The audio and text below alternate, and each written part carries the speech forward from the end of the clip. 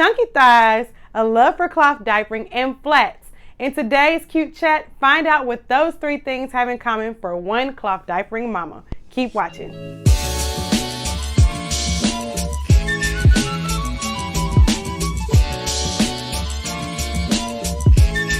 Hey, I'm Jamie, the creator of ClothCuties.com, a site designed to encourage you to cloth diaper your baby. From an infant through the toddler years, I've got the tips and tricks you need to simplify your cloth diapering experience.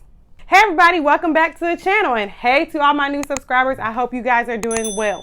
Well, today's cute chat is an amazing one because, as you all know, I have not done an all about flats video, and that's because I never used flats in my cloth diapering journey. In today's cute chat with Cloth Mamas, I will introduce you to a mom of three, Jade, who's taken her passion for cloth diapering and turned it into a business, Krunchy Kulture. In a few moments, you'll find out how chunky thighs, a passion for cloth diapering, and flats come together to inspire this mom's cloth diapering journey. Let's hear what she has to say. Hi, so I'm Jade, the owner of Krunchy Culture, mother of three, and I've cloth diapered two of my children, and I love all things cloth. I'm from Louisiana. Yes, you are from the Boots, which is right around the corner from Texas. So I used to live in Beaumont, so we were really close. How did you decide to cloth diaper? Because you were a mom of three, but the first baby, I'm assuming, like you said, was not cloth diaper. So what made you say, all right, second baby, you're going to get these cloth diapers? Well, for starters, my kids are all spaced out. I have a 14-year-old, an 8-year-old, and a 1-year-old. So 14 years ago, I really didn't know cloth existed. I hated disposables. I hated the way they smelled. I hated the blowouts. So, and I hated that, they weren't environmentally friendly. When I had my first daughter, I learned about cloth and I fell in love with it. The prints, the fact that there were no chemicals on my baby's bottom. It was good for the environment, good for my wallet. So it just seemed like the most logical thing for me to do. And of course, with the next baby, I had to do it. And now cloth is even more accessible. And it's just, it just fit my lifestyle, My mom has always called me her flower child. So, all things natural I'm trying to do anyway. Yeah, so it just fits. And then you got the third baby to be your baby model for Krunchy Culture. Tell us about when you launched, because you launched Krunchy Culture in 2020. Is that right? I did.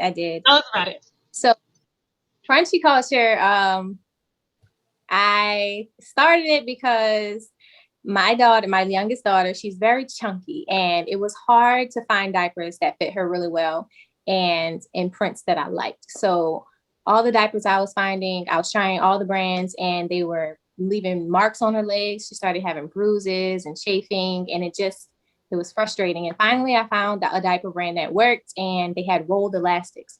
I loved it, but for one, they were kind of up there in price, and two, which I don't mind paying for quality, but they didn't have prints that represented us. And any diapers that I found that did really have prints that represented us, they didn't have just black characters on it. They had black and white or whatever else on it. And I wanted some that were, us. So I figured, why not create my own, where not only do they work specifically for babies that are shaped like mine, they don't leave the angry marks, they're a decent price point, and they have, I wanted to bring the prints that we wanted to see. I've seen so many of my friends and so many Black moms and groups asking the brands to make Black Lives Matter diapers. Hey, can you do a print with a Black mermaid? Or, I don't want to have to see us beg for those things, and when we can do it ourselves. So Absolutely. That is how it started. And I was so surprised how well received my brand was when we started, and it's still well received, and it's just an exciting journey to be on. That's awesome. Yeah, I hate that, like, when your brand came out, my daughter was on the way out of diapers. So we were already potty training, but girl, you need to make some little pull-ups too with the prints on them, because I would totally buy those. It's definitely on the list of things I want to offer. Good. That's exciting. And it's so meaningful because representation, as we all know, it matters. And seeing yourself on a diaper is so important to feel accepted into this cloth community. You know, you don't want to just feel like an outsider that happens to use cloth, but cloth is for us too and made for us. And I love that you're a Black brand, a woman-owned brand. I love everything about that, girl. So I'm happy to see it. For your line, you have flats, you have covers, and you have pockets. Am I right? Yes. And let's talk about the flats. What made you do flats in your line, and why was that important to include? Well, I love flats. I don't know. Flats are very versatile. You can always customize the fit to how you need it. You get your absorbency right where you need it.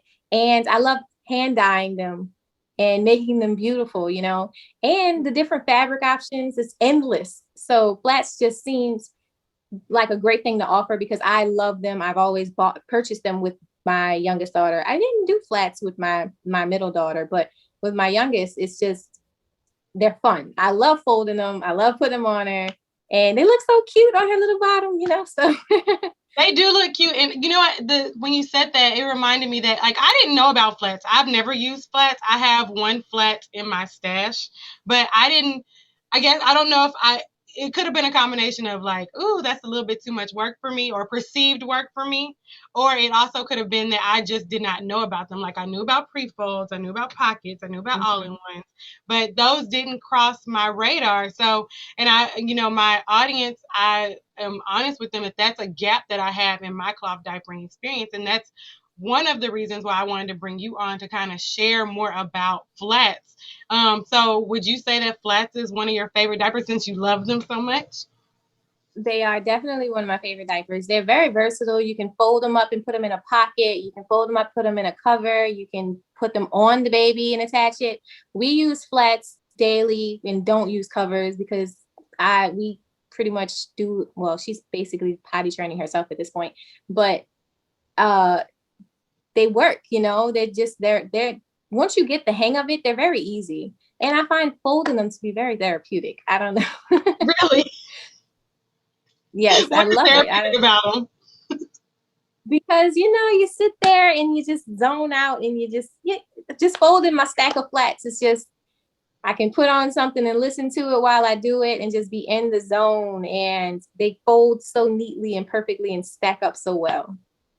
So like in a stash, if you were gonna recommend like this adding flats to a stash, like what would be your recommendation? How many flats do you need, and how does that fit into a stash? It depends on where you're going with the stash. Are you trying to do mostly flats? If you're doing mostly flats, I would say at least 20.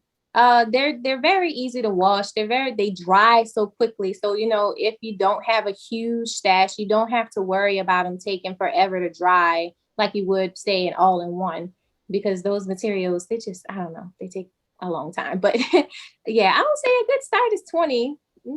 Unless you get carried away and you end up like me and have too many to count, but you know, gotta love options, right? Right, absolutely. What would you say is the most practical fold for flats? And if you have one, and if Origami. you can show it to us, I'd love that too. I do. So I love origami folds because it's very simple to do. And you can always get most of your layers right there in the wet zone. And you can even fold those layers even further into the center of the wet zone so that you don't have to worry about any leaks. Like I said, we go without covers when we use our flats and we don't have any leaks at all. And then it gives you the perfect little wings to fold and make that little barrier so that nothing leaks out if they do have a number two. So here's one of my flats in mermaid colorway. And this is basically how it's folded up in the origami fold. Let me take those pins out. I love pins. You still like pins? You prefer pins to snappies? I used snappies when she was little, and as she got older, like I said, we don't use covers usually with her flats. So she would pull at it and get a scratch if she pulls at it the wrong way, you know. So we do pins and she doesn't pull them off. But I find old school pins to be very practical. So this is my origami fold. See all those layers right there in the center? Yeah. I wanted to show you my favorite flat fold, which is the origami fold. I'm using my hand-dyed Crunchy Culture flat. So first step is you're gonna take it and fold it in half.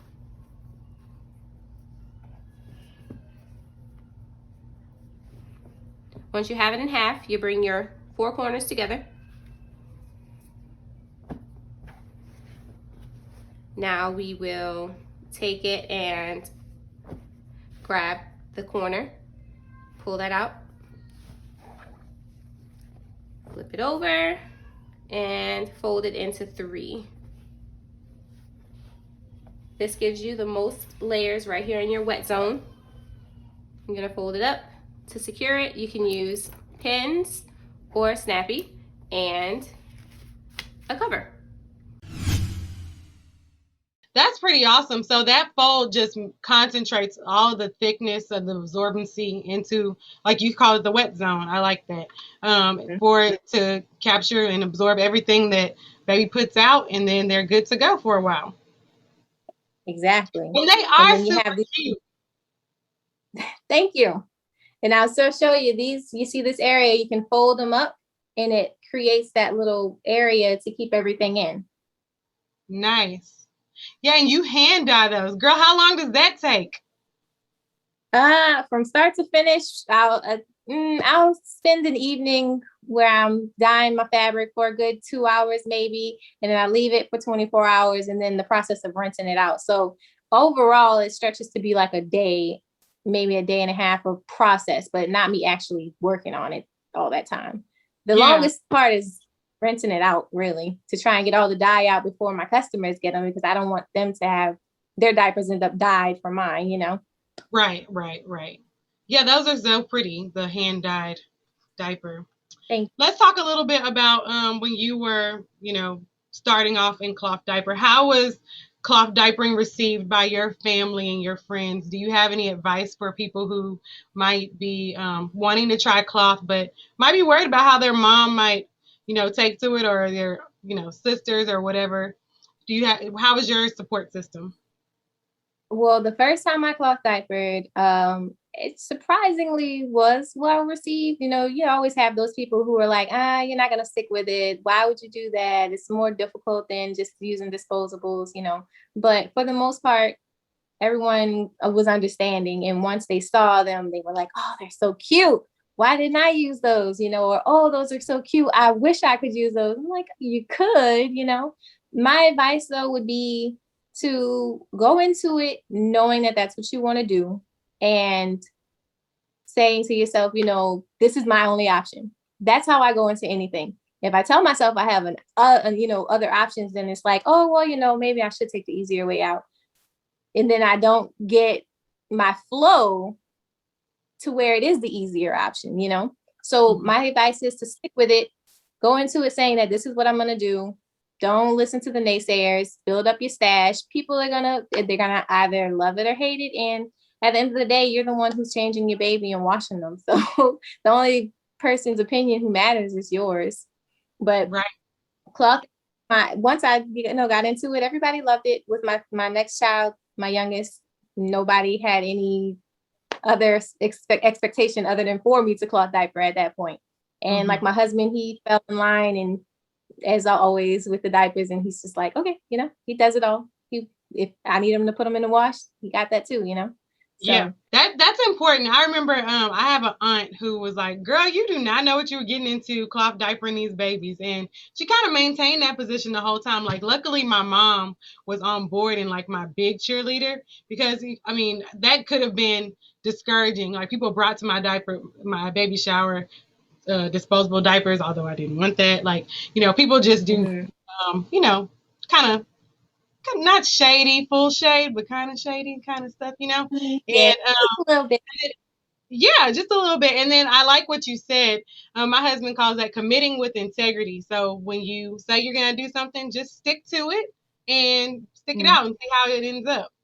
I like that. I think a lot of people say that you're not going to stick with it, and they think it's more difficult because they think of the old style. They think of any people who cloth diapered 30 years ago, they might have had to hand wash their diapers and stuff, you know? So it's just, we have a lot more resources now, like diaper sprayers and wet bags. It's just easier. So I think when people think about it, they don't think of the sense of how practical and how modern it is now. Absolutely. So once it probably will start to say, okay, you know, I see, I understand. Yeah. And like you said earlier, too, the access is there. So it's easier to get cloth diapers. You know, you don't necessarily have to hand wash them if you don't want to. Like, you have all these other options. So you're definitely right. Modernizing it has made it a lot simpler. What's one roadblock or challenge that you've had during your cloth diapering journey, and how have you overcome it? It's a tough question. For me, one of my big problem spots was nighttime. Like, I couldn't figure out nighttime diapers.